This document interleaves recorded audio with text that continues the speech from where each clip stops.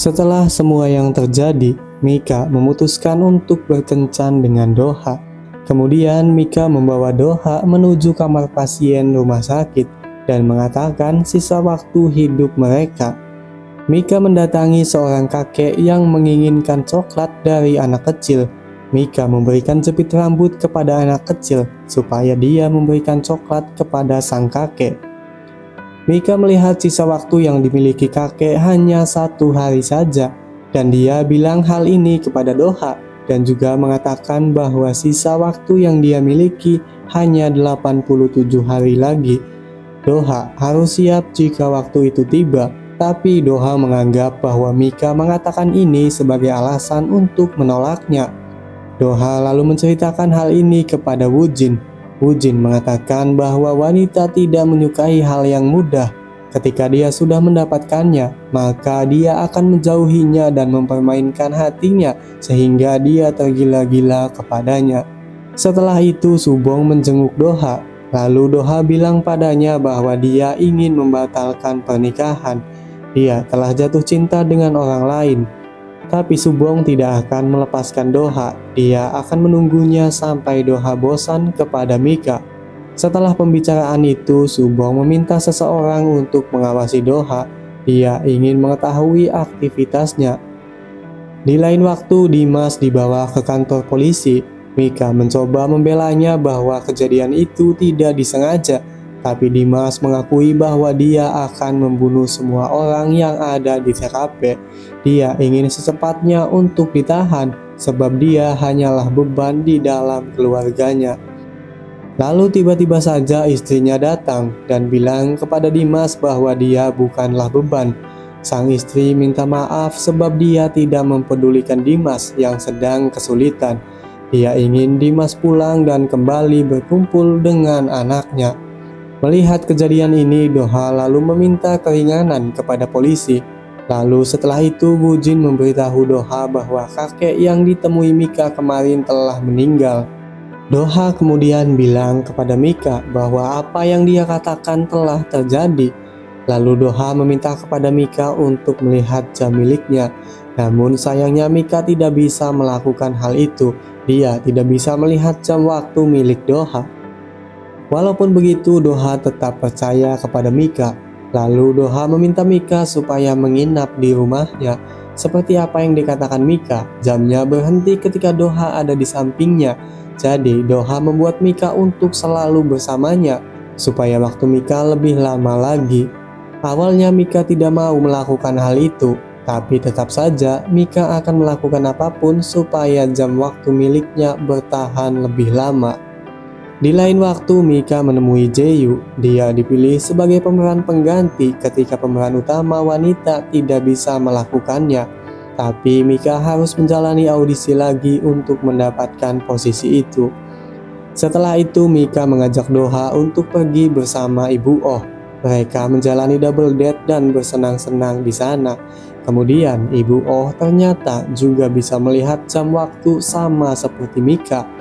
Dia malahan bisa melihat sisa waktu Doha, yaitu sisa 61 tahun. Dia juga melihat waktu Mika yang berhenti ketika ada Doha. Namun mereka belum mengetahui satu sama lain jika bisa melihat jam waktu. Di sisi lain, Ibu Mika didatangi orang dari PT MK. Dia memberikan uang dan juga menawari mobil jika Ibu Mika mau, asalkan Mika tidak akan menemui Doha lagi. Hal ini dilakukan oleh Dobin. Dia adalah kakak Doha. Subong meminta Dobin untuk melakukan hal ini. Dia ingin Mika menjauhi Doha apapun yang terjadi. Subong tidak ingin Doha tahu bahwa dia yang melakukannya. Dia ingin menjatuhkan Mika tanpa harus mengotori tangannya. Subong juga bilang kepada Zangki untuk mempercepat kontrak musikal.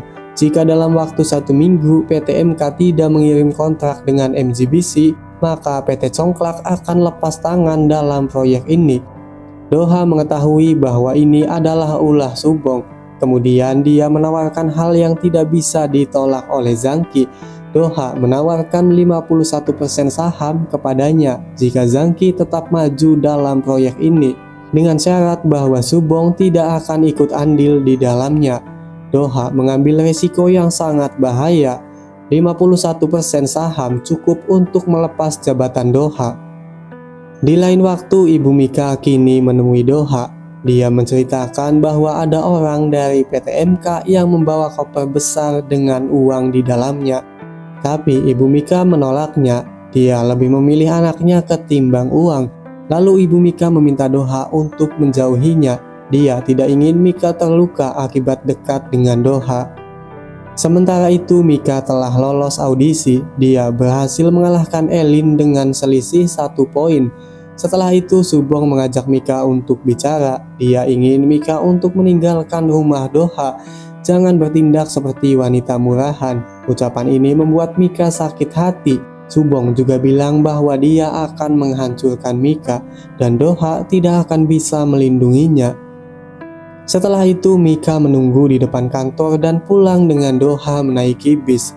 Doha mengatakan pada Mika untuk tetap bersamanya, jangan lari apapun yang terjadi. Tapi saat ini pun Mika ingin menjauh. Dia tiba-tiba sangat ketakutan. Doha memiliki segalanya, sedangkan Mika hanyalah orang biasa. Dia bahkan berkencan dengan orang yang sudah memiliki tunangan. Itu membuat Mika merasa bersalah dan membuatnya ketakutan.